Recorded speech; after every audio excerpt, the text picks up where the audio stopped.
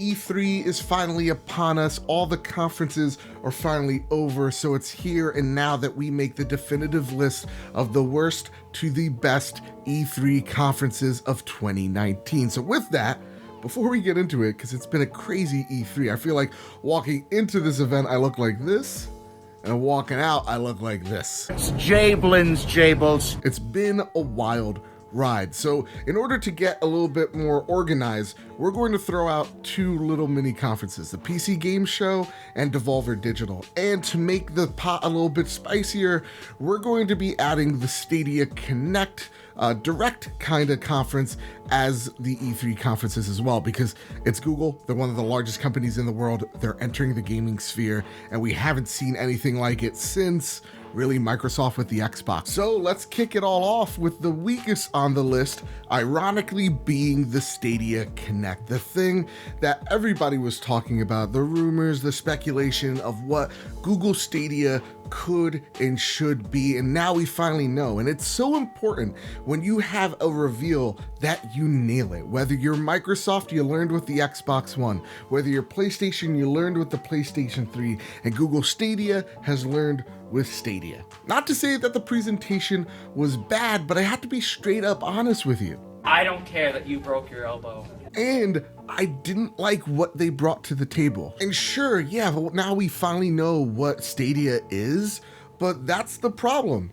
It's not that impressive. When I look at Stadia, which is a marketplace for games, it kind of just reminds me of a Steam or an Epic store. It just reminds me of an app on screen that I can completely avoid. There is no reason to stop playing God of War, Uncharted, or if I'm on my Xbox, Gears of War or Halo, to go jump on this console that literally has no killer app, just that I could play on a Pixel phone. That's not impressive to me.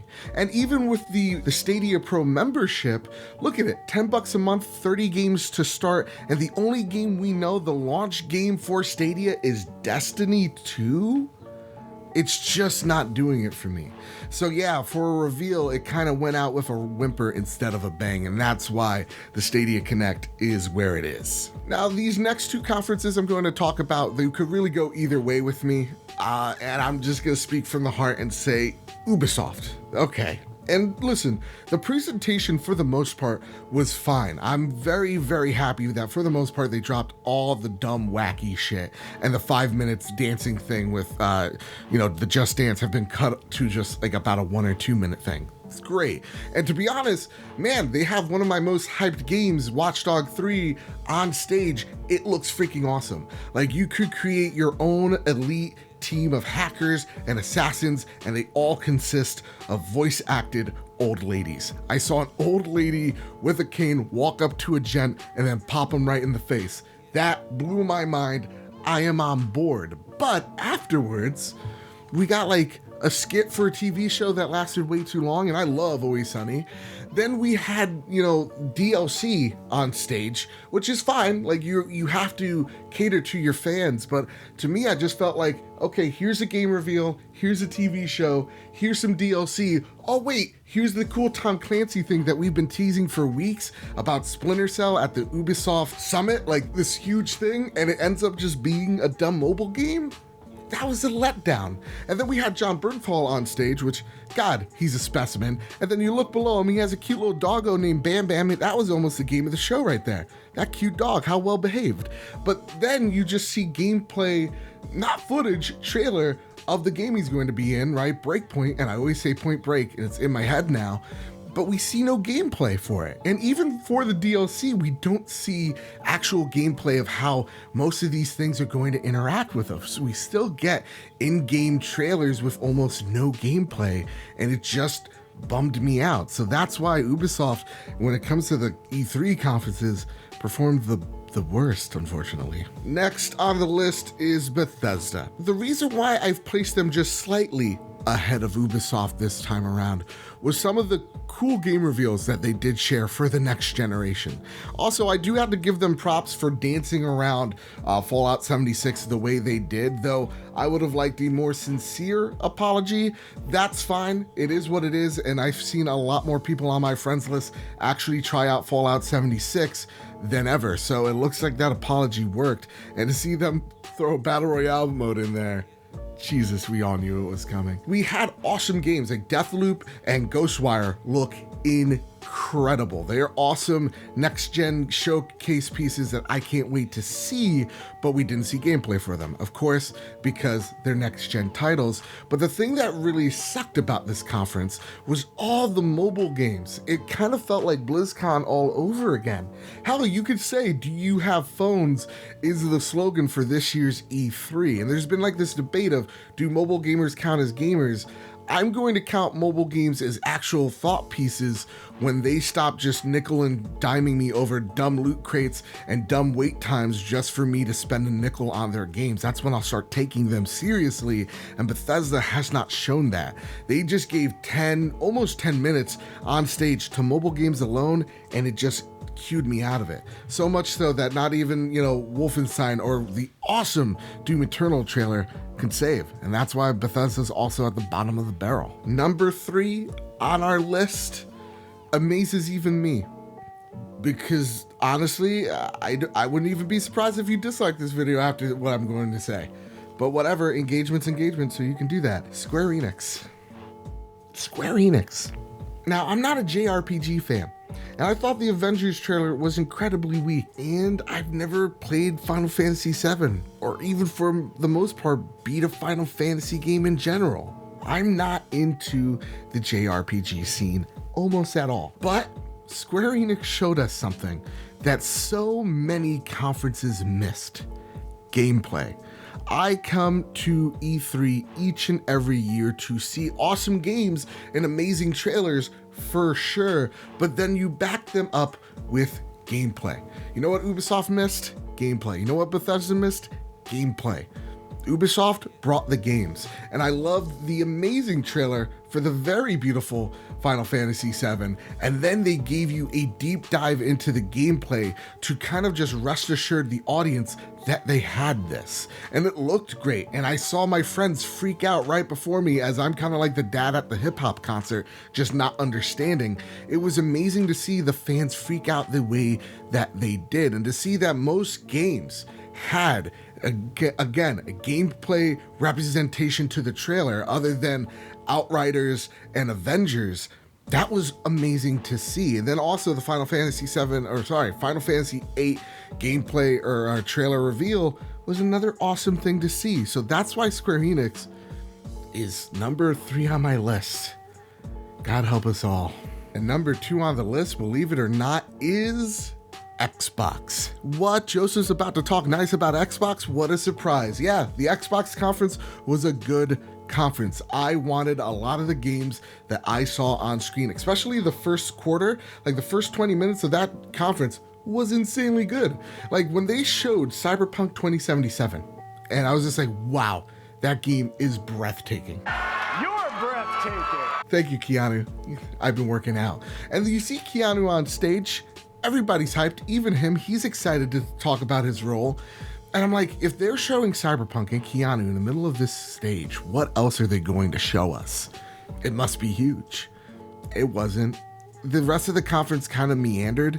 It was a lot of just cut to indie game gameplay, which is great, but it's kind of like those montages of like, you just get enough time to see the lower third on screen, write it down, and then when you look back up, there's a game that kind of looks sort of similar there, and you're confused now.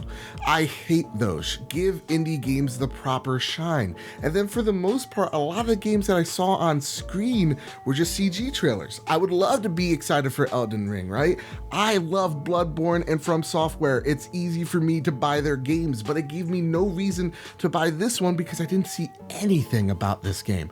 Nothing as even a clue about what this game could even be.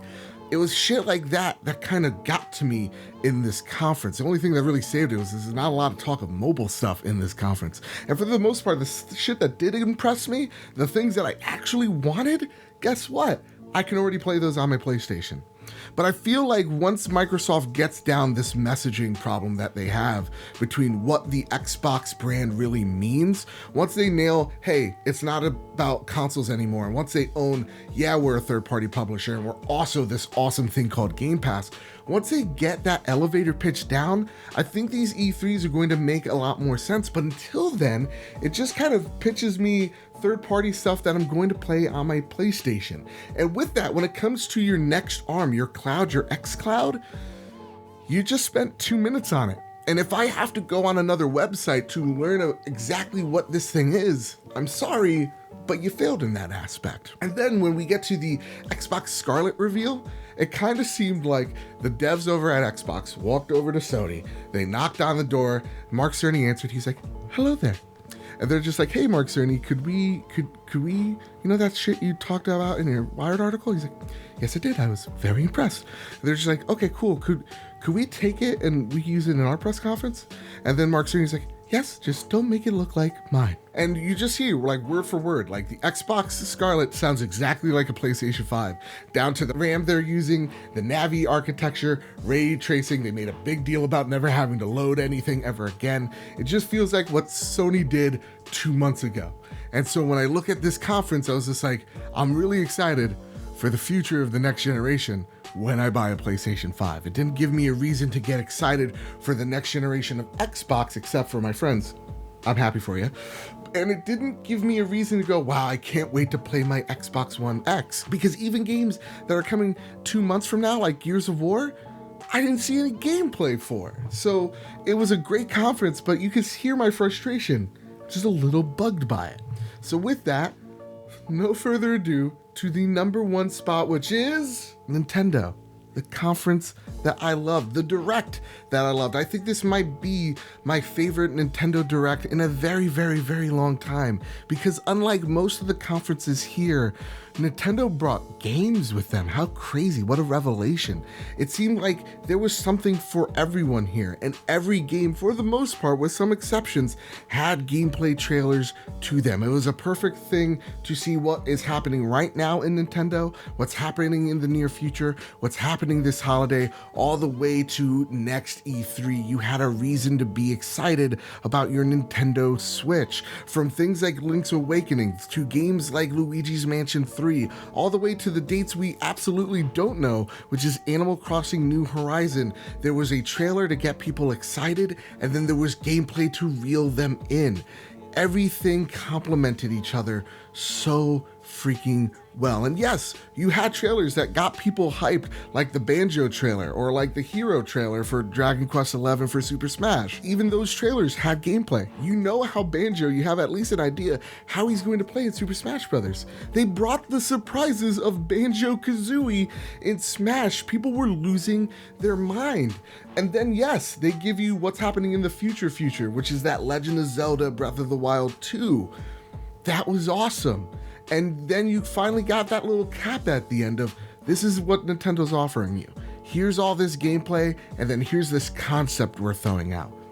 It's awesome. And that's why it's my game of show 2019. So with that said, I want to know what your list is down below. What was the conference that had you the most hype? What was the conference that had you the most let down? I want to know in the comment section down below. I talk to everyone down there because here at Bad Big Games, it's all about the conversation. So if you could hit like, share, subscribe, it helps me out, builds this big, beautiful family that I call home, because that's what it's all about. And here at Bad Big Games, we do top fives like these. We do reactions. We do unboxings. We do game news. We do a podcast called The Trophy Room, a podcast made by the players for the players, each and every Thursday. So with all that said, with all that out of the way, everybody keep your wits about you and have a nice one.